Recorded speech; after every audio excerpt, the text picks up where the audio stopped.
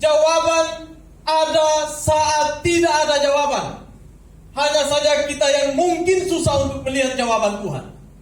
Nah, pada kesempatan ini kita belajar tentang Lazarus yang dibangkitkan, dan kita merenungkan di bawah satu tema, jawaban saat tak ada jawaban.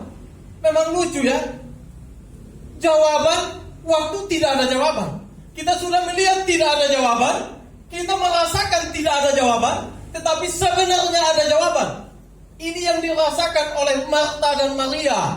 Waktu mereka melihat Lazarus mati, mereka sangat sedih. Tidak ada lagi saudara laki-laki yang selama ini menolong mereka, bersama-sama mereka dalam suka dan duka. Dan tidak ada jawaban lagi. Mereka minta Tuhan untuk datang, tetapi Tuhan berlambat-lambat datang. 4 hari lamanya dia sudah mati, sudah bau, sudah busuk. Tidak ada lagi harapan untuk dia bangkit. Tapi apa jawab Tuhan? Di saat kita melihat tidak ada jawaban, kita merasa tidak ada jawaban, sebenarnya ada jawaban Tuhan. Jadi firman Tuhan ajar kita, ketika Tuhan bilang angkat batu itu menjadi jawaban atas kebuntuan iman Marta dan Maria. Mungkin ini juga menjadi jawaban atas kebuntuan kepercayaan kita kepada Tuhan. Sejauh kita mengalami banyak hal lalu kita lihat Tuhan tidak ada. Kita baca tadi di ayat 39, setelah Tuhan bilang angkat batu itu, Marta yang merupakan saudara Lazarus dia bilang, Tuhan, dia sudah 4 hari, sudah bau, jangan lagi lah. Kenapa? Karena imannya tertutup oleh fakta kematian yang mengatakan selama ini tidak ada kebangkitan. Kita mungkin juga demikian. Dalam hidup ini kan banyak persoalan. Sebenarnya itu adalah batu yang besar yang menutupi hati kita, sanubari pikiran kita untuk melihat karya dan perbuatan ajaib Allah sebenarnya. Kita tidak sampai pada level itu karena kita hanya condong-condong pada masalah. Masalah memang banyak kali membuat kita untuk menutupi segala jalan. Pikiran kita terbawa di dalamnya dan pada akhirnya kita lupa bahwa Tuhan bisa membalikkan sesuatu yang mustahil bagi manusia. Sejauh itu dikehendaki Tuhan. Waktu Tuhan bilang tidak pernah tinggalkan kita, bukan tidak ada masalah. Justru kadang orang yang makin dekat dengan Tuhan, masalah makin banyak. Masalahnya bukan yang kecil-kecil, masalahnya besar. Apakah Tuhan tidak ada? Bukan Tuhan yang tidak ada. Justru orang yang kuat dibentuk dari banyak kesulitan-kesulitan. Waktu Tuhan bilang, aku menyertai engkau, maka kita punya kekuatan. Tuhan tak pernah tinggalkan saya sampai mati. Nah, jangan kita pikir kalau Tuhan tidak pernah tinggalkan kita, maka tidak ada ancaman nyawa sekalipun. Justru mengikut Tuhan itu banyak kali nyawa terancam. Firman Tuhan mengajar kita pada pagi ini bahwa ada jawaban atas kebuntuan iman dan keyakinan kita. Ketika kita mendengar suara Tuhan, ini suara Tuhan, angkat batu itu, maka suara Tuhan disampaikan. Waktu kita mendengar dan meresponinya, maka di situ ada jawaban atas kebuntuan. Tetapi waktu kita mendengar, tapi kita tetap menutup telinga, menutup hati, maka sampai kapanpun tidak akan mendengarkan jawaban Tuhan. Kita lebih utamakan jawaban yang ada di sini. Di sini. Karena perasaan kita, karena pikiran kita. Tapi selalu ada jawaban di saat kita menghadapi kebuntuan iman. Angkatlah batu itu. Ada jawaban saat kita merasa tidak ada jawaban. Bahkan sebenarnya waktu Tuhan bilang angkat batu itu, lalu seterusnya kita melihat Lazarus dibangkitkan, dikeluarkan dari dalam gua, dari dalam kuburan. Maka ini ada pertentangan antara pikiran logika dengan kuasa kemuliaan Allah. Bagaimana tidak? Tidak sampai pada angkat batu itu, tetapi ada yang keluar dari dalam kegelapan. Lazarus hidup. Yang sudah mati 4 hari, hidup kembali. Pertanyaannya bagi kita, bagaimana mungkin? mungkin? Sudah mati kok bangkit lagi? Tapi itulah jawaban atas ketidaktahuan kita. Kadang Tuhan bekerja melampaui akal kita. Kadang Tuhan melakukan. Sehingga walaupun kita mungkin banyak persoalan, apalagi COVID begini tidak main-main, berimbas ke segala ini. Berimbas ke semua hal. Tidak ada yang tidak terkena. Mulai dari yang kecil sampai yang besar, kena semua. Tapi saudara, selalu ada jawaban di tengah-tengah kesusahan. Tuhan tak pernah tinggalkan kita. Hanya rahasianya adalah mencari suara Tuhan. Apa kata Tuhan di tengah-tengah kesulitan ini? Bahkan waktu kita berjalan dalam bayang-bayang maut pun pemazmur katakan, aku tak takut bahaya. Karena tongkatmu, gadamu bersamaku. Engkau selalu menyertai saya. Sehingga waktu jalan dalam lembah-lembah kekelaman pun aku tak takut bahaya. Karena Tuhan ada bersama saya. Tapi siapa yang punya begitu? Kita harus belajar menggantungkan iman hidup kita kepada Tuhan. Karena yang mati saja, Dia bangkit. Persoalan apa yang kita hadapi? Selalu ada jawaban. Mati saja. Mati ada jawaban tidak? Tidak ada jawaban itu. Mati ya mati. Sampai kapanpun tetap ya mati. Dan dia pasti akan terus membusuk jadi tengkorak. Dan terus membusuk jadi tanah. Kembali kepada debu. Tidak ada jawaban. Tapi di dalam Tuhan, bersama Tuhan, waktu Tuhan bilang ada jawaban, pasti ada. Karena Dia tidak mungkin tipu kita. Tidak mungkin. Saudara yang terkasih dalam Tuhan, waktu Tuhan bilang angkat batu itu, kita perhatikan. Tuhan suruh kita angkat batu itu. Menyuruh supaya kita melepaskan batu-batu kita. Kalau kita punya batu yang menutupi hati, yang menyebabkan kita tidak melihat kuasa Tuhan, angkat batu itu. Lepaskan. Itu perintah Tuhan. Suara Tuhan bagi. Waktu kita melihat tak ada jalan di depan, ada batu besar yang menutupi, lepaskan batu itu. Karena kadang batu itu ada karena ada di pikiran kita. Ada di dalam pergumulan kita. Sebenarnya ada banyak jalan. Tuhan bilang angkat batu itu, bukan Tuhan yang angkat. Bukan Tuhan yang angkat. Angkat batu itu. Manusia yang angkat. Orang yang punya pergumulan tentang batu itu yang harus angkat batu itu. Tidak bisa kita minta, oh Bapak Pendeta tolong angkat batu saya. Kamu yang pikul, saya yang pikul, minta tolong orang lain. Tidak masuk. Kita yang harus angkat batu kita masing-masing. Jangan tunggu orang lain. Tapi ini karena punya relasi, koneksi dengan Tuhan. Sehingga Tuhan bilang angkat batu itu, maka kita harus lepaskan. Contoh, waktu orang datang kepada kita caci maki, adik Jack kurang aja kau begini-begini, dia maki saya. Lalu batu besar menutupi hati saya kecewa, sakit hati dengan dia. Kenapa kau datang caci saya? Kenapa kau maki saya? Tapi waktu Tuhan bilang, angkat batu, buang. Maka waktu saya buang itu, ada kelegaan. Kita bisa melepaskan pengampunan. Kita bisa melupakan dia, melupakan kesalahan. Kita bisa lakukan itu. Lalu kita santai, menikmatinya.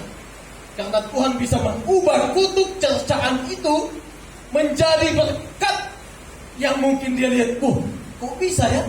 Saya kutuk dia, kok dia diberkati. Saya melakukan hal-hal yang mencelakakan dia, kok dia tidak pernah celaka-celaka. Karena Tuhan bisa memutarbalikkan apa yang menjadi kenyataan hidup manusia. Saudara yang terkasih dalam Tuhan, kalau kita punya batu-batu, angkat, buang. Jangan biarkan itu. Waktu kita dengar Tuhan, kata-kata Tuhan, buat batu-batu hidup. Kalau ada batu di hati, ada batu di pikiran, batu yang saya maksud bukan batu yang kita lihat. yang menghalangi kita melihat kemuliaan dan kuasa Tuhan, yang menghalangi kita bersekutu dengan Tuhan, yang menghalangi kita untuk terus berjalan bersama Tuhan. Angkat, buang. Karena itu yang buat kita tidak bisa melihat kuasa Tuhan, tidak bisa bersama-sama dengan Tuhan. Kalau kita dapat melakukan itu, tentunya dengan kekuatan Tuhan, kita pasti akan melewati hidup dengan syukur yang utuh. Dan kita bisa sama-sama dengan Paulus katakan, kalau kita hidup untuk Tuhan. Kalau kita mati juga untuk Tuhan. Baik hidup maupun mati, kita ini milik Tuhan.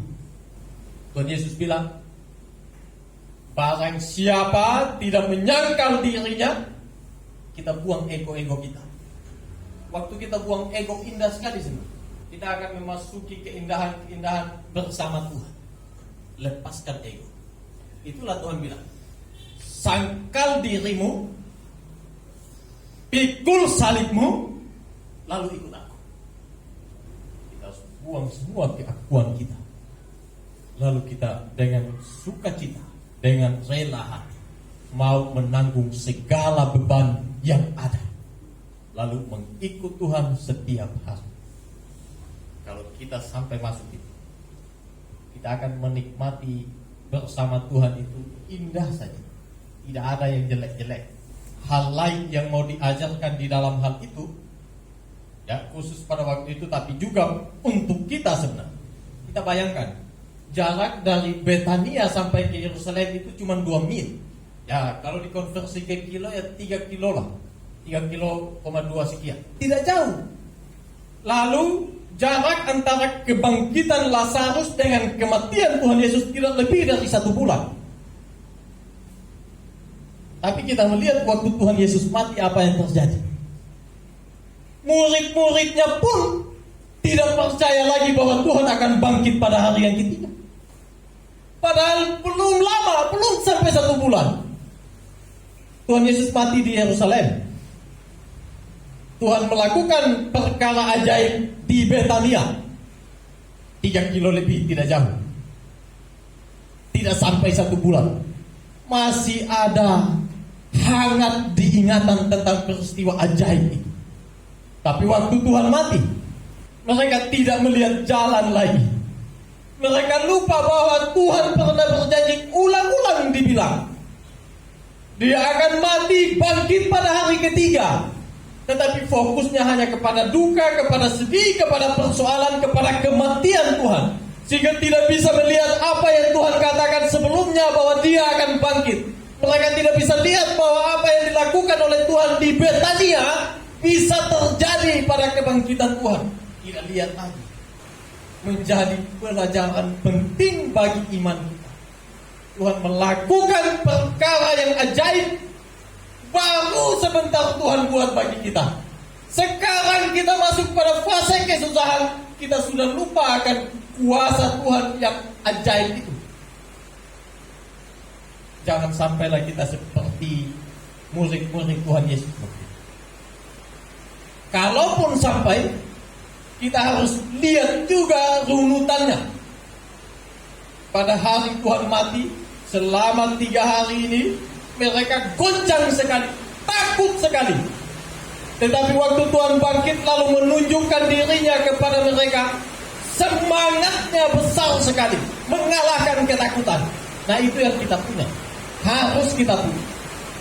Kalau kita sampai masuk pada fase itu, jangan lupa, murid-murid pun mengalami hal yang sama. Tapi mereka bangkit dari keterpurukan. Ini yang harus kita buat. Kita juga belajar satu hal dari Marta. Kita mengingat lagu Martae, Martae, kasihan Martae. Kenapa? Karena dia hanya fokus pada hal-hal yang kelihatan, hal-hal yang lahiriah. Dia fokus melayani Tuhan secara fisik, tapi dia lupa untuk mengenyangkan jiwanya, hatinya dengan firman kebenaran, dengan makanan yang kekal untuk jiwanya, yang bermanfaat untuk kekekalan. Tuhan tidak bilang kau salah ketika melakukan hal-hal lain, tidak. Tapi jangan lupa untuk mengenyangkan jiwa lebih dulu, supaya dengan itu kita bisa menyelesaikan hal-hal yang lahiriah. Kita melihat hal yang sama juga ketika Lazarus mau dibangkitkan. Itu yang bilang di dalam ayat 39, Tuhan, dia sudah 4 hari mati, sudah tahu. Itu Marta itu. Marta, untuk di sini tidak ada yang nama Marta kan. Tapi kalaupun ada, mudah-mudahan pikirannya tidak sama dengan Marta di Alkitab. Sama juga dengan Thomas. Thomas waktu Tuhan bilang, mari kita pergi bangkitkan Lazarus, dia tidak percaya. Apalagi dia tahu itu dekat dari Yerusalem, di sana itu banyak orang yang mau bunuh Tuhan Yesus. Janganlah, jangan kita ke sana. Tapi Tuhan bilang, ayo kita ke sana. Lalu dia bilang apa? Ayo sudah, kita pergi mati bersama-sama dengan dia. Memang. Ya, kita tahu juga Thomas setelah itu juga menyangkal Tuhan, menyangkal kebangkitan Tuhan. Jadi kalau saya tidak mencucukkan tanganku ke jarinya, tidak mencucukkan tanganku ke lambungnya, saya tak akan percaya. Sebenarnya itu bukan karena dia tidak lihat Tuhan, tapi karena memang karakter Thomas yang susah percaya. Kalau dia tidak lihat langsung susah percaya. Saya kadang begitu juga. Mungkin juga kita demikian. Tapi kita harus belajar satu hal kalau kita berhadapan dengan Tuhan. Juga kita belajar satu hal di dalam hal berdoa. Karena Tuhan bisa menjawab jawaban kita sesuai dengan yang kita minta.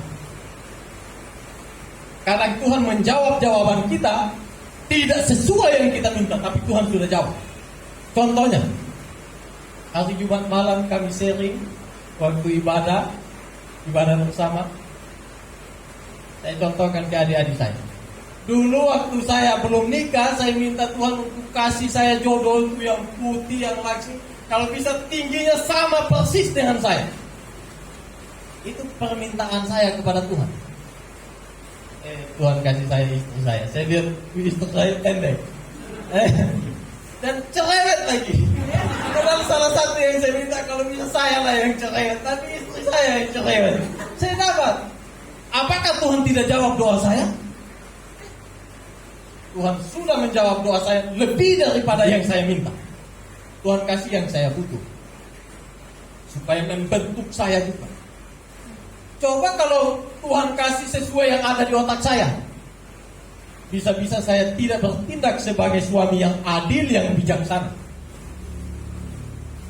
Jadi saudara, Tuhan menjawab kadang tidak sesuai dengan yang kita minta, tapi pasti yang terbaik. Sehingga waktu saya lihat istri saya, dari semua wanita yang ada di dunia ini, dialah satu-satunya yang paling kusayangi. Dia yang paling cantik menurut saya. Ya menurut Bapak Ibu pasti belum tentulah. Apalagi yang sudah punya istri, pasti istrinya yang paling cantik. Juga bisa jadi waktu kita berdoa, Tuhan belum jawab, tapi satu saat Tuhan bisa jawab. Masalah hidup bukan masalah bagaimana Tuhan menjawab doa. Yang terutama seperti yang Tuhan bilang di ayat 4, bagaimana kita memuliakan Tuhan. Segala hormat kemuliaan hanya bagi nama Tuhan, bukan untuk kita. Jadi Tuhan bilang dalam ayat 40, bukankah sudah kukatakan kepadamu, jika engkau percaya, engkau akan melihat kemuliaan Allah. Satu hal yang mau disampaikan oleh firman Tuhan kepada kita, jawaban selalu ada di saat kita melihat kebenaran, di saat tidak ada jawaban. Waktu batu menutupi hati kita sehingga kita begitu keras hati, waktu kita melembutkan hati kita bisa melihat kehadiran Tuhan begitu menakjubkan bagi kita. Dan itu menjadi sumber kekuatan kita. Ingatlah, batu itu telah diperintahkan oleh Tuhan untuk dilepas. Kita harus lepas. Dan lebih daripada itu, Tuhan menanggung batu-batu kita di atas kayu salib. Dia melepaskan itu. Dan pasti bagi kita akan memikul beban yang pasti kita bisa pikul. Beban yang kita tidak bisa pikul, Tuhan telah ambil, telah pakukan di atas kayu salib. Beban yang kita bisa pikul mendewasakan kita. Tidak ada satupun masalah-masalah yang kita alami itu yang melebihi kekuatan kita. Tuhan kasih kekuatan yang cukup untuk kita lewati. Tuhan janji itu kepada kita.